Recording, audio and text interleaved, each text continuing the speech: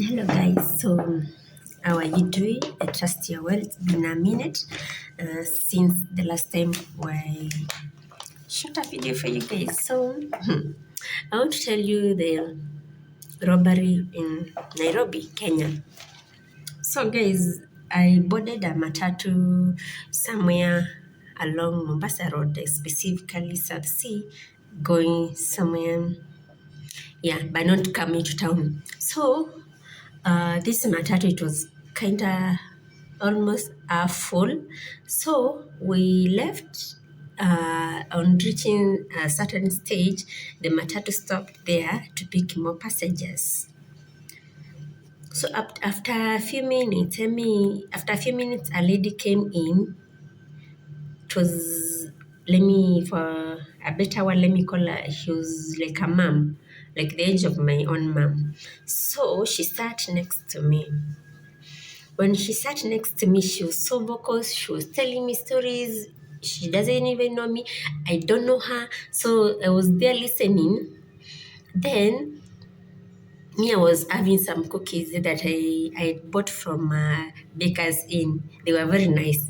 So she started telling me that how she does bakery business. She's a business lady. She's from the airport. So she does what after she bakes the cakes, cookies, she sends them to her home county. So she's from the airport to send the cookies. So story. So I asked the lady, so do you have a page, a social media where people maybe you post your work?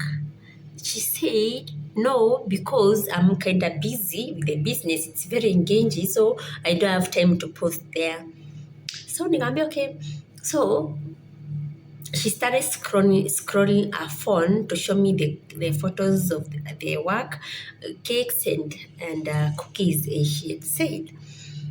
So me, I'm there watching the photos. This one. So I'm asking the lady, what is the price? Because the cakes were so well. They were so well decorated, so good, and they were very nice. So I was thinking, when I have a birthday, maybe I can order from her, since she does a good job. So when she's scrolling, show me the photos, I'm asking her, what is the price of this one? Like, what is the price of this one? And she's not even giving me the answer. Like, she doesn't know. She's ignoring that question completely. Like, so me, I kept quiet. I stopped asking for the prices. I kept on looking at it. So the photos were like 7. They were less than 10, but more than 5. So it reached a point there were no more photos. There were just photos of her, food. So me, I stopped looking at her phone and I concentrated on eating my cookies. So I think she noticed that I stopped looking at whatever she was showing me and started eating my cookies. So she told me, can I have a bite of your cookies? Since I bake, I want to compare my work with these guys and know what they are doing better than me and what I can improve on my side. So I told her, why not have a bite? So she actually, the cookies, they are packaged in a very nice packaging. So me, I told her, pick the cookie yourself. So I gave her the paper. She picked the cookie. She said they were nice. So me, something clicked in my mind and told me, you don't know this lady and you are sharing the same cookies. Then she's dipping her hands in your cookies. And mind you, and seeing her dip her hand inside her pocket. So I didn't know what she picked from the pocket, maybe put in my cookies. So I didn't take the cookies. As in, I noticed the cookies from the time she picked them. So I folded the paper and put the leftovers in my pocket. I did not eat any more cookies. So, so something started clicking in my mind. So after she took she took 2 cookies. They were very nice, by the way. So she continues scrolling the phone. I noticed that she was looking for something, but she was not getting. So there was this photo of a lady and a cowboy of about 7 to 8 years, and the lady was about 14 years. So she got that photo. It was the only photo in that phone. Remember, I told you in the phone, it was only photos of the cakes, her, and food. There was no babies in that phone, babies' photos in that phone. It was only that one. So she told me, do you see these two kids? I can remember, yes, I can see them. This is my girl. She said, this is my small, this is the last born. Yeah, she said, this is my boy. And Kambia is cute. That is your family, Kambia, yes. So the lady started telling me, like, that was on Tuesday last week. On Friday, yeah, Friday now, the other Friday, my boy was he was stolen by my house girl. The house girl did what? At him, for us, since she does the bakery business, she leaves the house at 9 and comes back at 5. So, okay, I'm listening, but something has already clicked in my mind that something is not right here. So, sorry. She started now telling the story. I was much interested because when she mentioned those girls been stealing the kid, although something was clicking in my mind, but I wanted to know the story. So she started sharing the story with me. So there was this day when she and the husband left the house. So when they left the house, the house girl and organized some guys to buy the kid. Then, so at around 11, some guys came with the pickup, and as the story was being told by the neighbors, so they picked the electronics and they carried baby and baby stuffs. So the Abby came back at around 2, and she found the gate was opened. And when she got inside, he called the baby. The baby was not responding. There was nobody in the house. When he went to the baby's room, the baby staff, they were not there. Then the house girl was not there. So he noticed some stuff were missing in the house. So he called the mama and they told her, imagine baby is not around. That's what she told me. I'm reporting as per her words. Baby is not here. They come home. So the lady was like, he is not there. And so she's not also there. So this mama, she was telling me she panicked. Remember, she's driving. Let me imagine the place she was saying. So she says she lives in Kitengela. And at the time when she received the call, it was around Shalom. For those people who know Mombasa Road very well in Kitengela. So this is around 2. And she's at Shalom Hospital going home. And where she lives, it's like a 10 minutes drive from Shalom if there's no traffic. If there's traffic, at most 25 minutes home. And what did she tell me? She gets home at around 5. So something is already at miss here. She says she doesn't get home earlier than 5. Okay. So I want to know the story. So she gets home. They find the baby is not there. The house girl has left with the baby. So she has the in-laws who works with the DCI. So they contacted the guy coordinated, the guys, they asked for some money. Who does that? Like police here in Kenya, they usually do their work without even asking for money. As in, if you go report an incident where the kid has been stolen, they will do their work because that is what they are paid to do. So she was requested for 250,000, 300,000 for the baby for them to start now the process.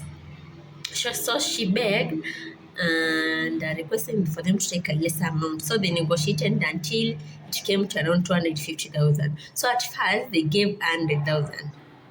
So the process of the search and the tracking of the girl phone started. Already you can see some gaps there. So the first thing she told me, the phone was tracked at Molongo. That was around in the evening. I think around. She didn't give me the exact time when the phone was tracked at Mulongo. So the phone, after the phone was tracked at Mulongo, it was switched off until it was located at industrial area. So that was around 8 in the at night. So at 8, that is when it was relocated at industrial area. So from there, the phone, as in the last tracking, sijui at around 9, it was found to this area in Itangwa Wakulima House. Yes.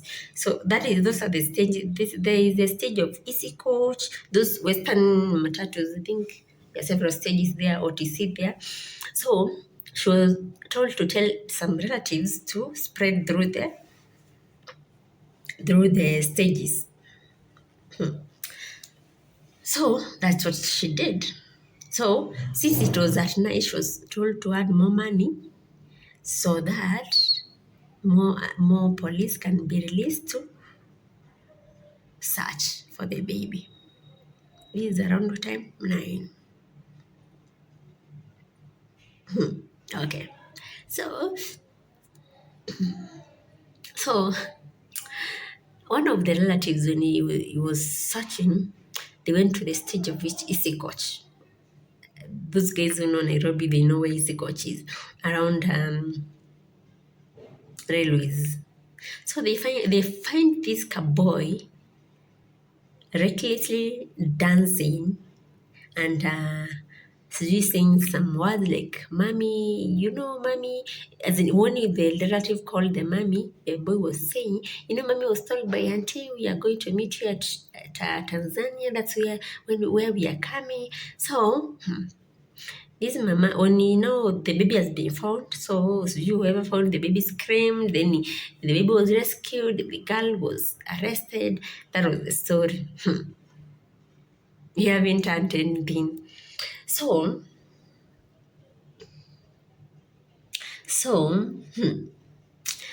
the baby was taken, he was taken to an hospital, everything was done. So the mama wanted to raise 200 and something thousand.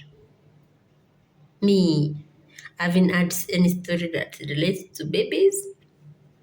Mommy, I was touched. I was touched. I told the mom, since I was almost I let in my matatu, so I told the mom, I'll send you something on your phone. See, she gave me a number. So when I told her that I'll send her something to support, she said that I have a deadline on Friday to give everything to, as in to refund the money. So I was like, initially she told me that she'd this money that she was giving out, she received the money from several friends.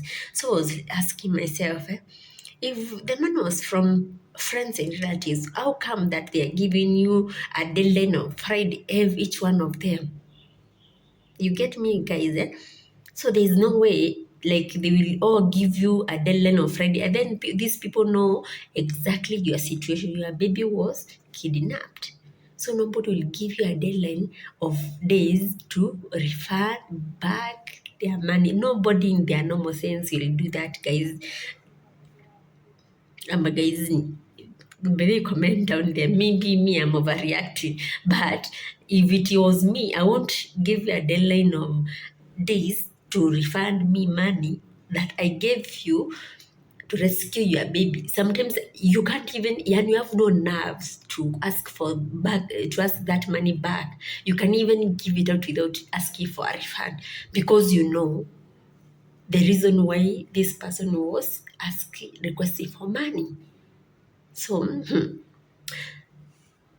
again, she told me, when I mentioned now I'll send her money, immediately she told me, even there was another lady I shared the story with her yesterday, and I gave her the number of my husband, and she sent 20,000 immediately. So you're expecting me to send you 20,000 because she sent your hubby 20,000. And then another thing, but actually, I was telling my husband, I was sent in 5,000 immediately, but something clicked in my mind. No, this is Yani. Oh, without the guy, I said, please go and re-listen that story again and see the genuinity of the story. So, something I forgot to mention, when she was giving me her number, I called that number immediately when we were sitting there with her. This number did not, the phone did not ring like a phone, literally a phone. And she was telling me, this is my number. I did not ask her any questions, but inside my mind, I said, this is your number, but you have your phone here, and somebody's phone, it's ringing. I don't know from where. So me, I highlighted my matatu. And where I highlighted the matatu, it was not in a town. So there were some border guys there, and there were some stones there. So I sat on one of the stones. There was another kabibi. I think it was coming from school, was waiting for a matatu to connect to home. So me, I sat in one of the stones. And this story is so bad. So I was now listening to the story that this lady was giving me to see the genuinity of the story. So that day, it was, as I told you, I think it was on Tuesday. I just did not send anything and already saved the number. But so in the evening, when I shared the story with my hubby, and he was like, that is, there's something fishy there.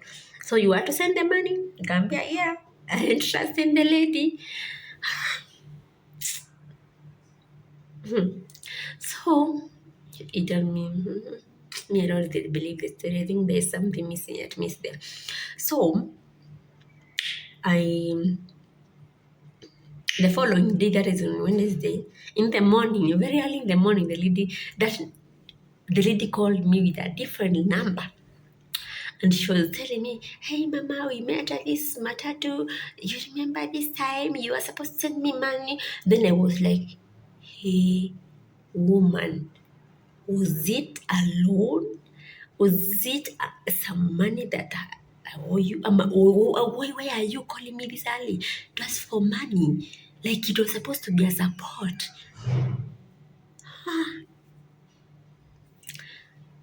So I told her, you know what? I'll call you back. It was very early in the morning, not even woken up. That day I was supposed to run some errands. So I was to wake up around 9. So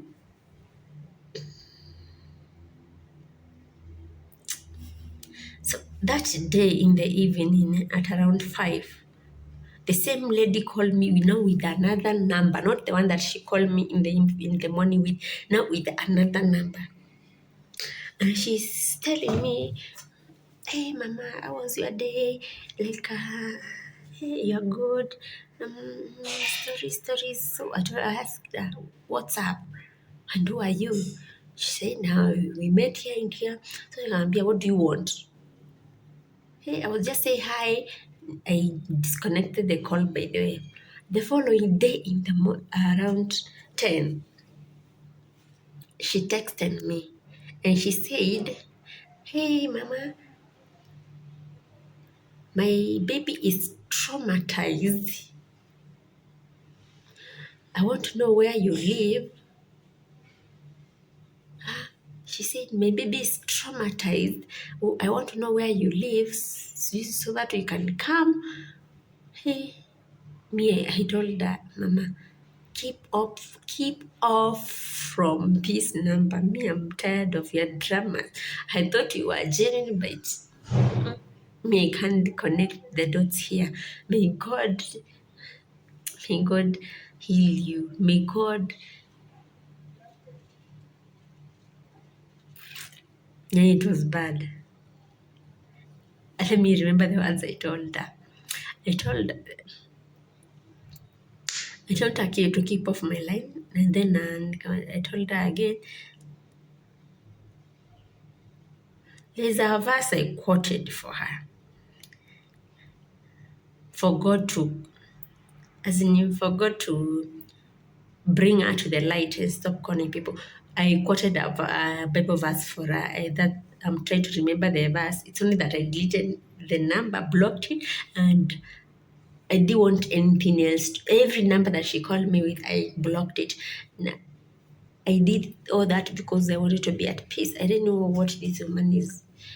Yani, she proved to me to be a con woman. Imagine somebody using, even I'm sure this photo, it was not a baby's photo. It was a photo she took from somewhere else. I don't know from where, because in her phone there was no baby's photo. There's no baby's photos, guys. It was only that one photo. Is that what the economy has forced us to do? You want to get money from people for the wrong reasons. That was only almost 5,000 going to waste. Because I have a heart for babies. I love babies. So, acha Mungu akamsaidie. And that thing, I always keep on thinking of it, and then I'm like, Jesus, whole lady who qualifies to be called a mom, I'm sure she's somebody's mom, or I don't know. I don't know, and completely, I don't know what this world has turned to. That is Nairobi for you. That is Nairobi, Kenya for you. And it is what it is. So that is my story, guys. Be aware. These con women and con men are taking different tricks every day. They are using different tricks like every day, literally every day. New things are coming up. So guys, be aware. Always know the person you're interacting with in these public areas, public matatus. People are targeting anybody, so long as they know that they can sense that you have some cash. However little it is, they are targeting that little you have to steal it. That is like stealing. That is stealing. You can't give it another name. That's stealing. That's stealing. So guys, be aware. This is Nairobi. That is what it is. Bye bye, guys. See you in another episode. A different thing or the same thing. God bless you.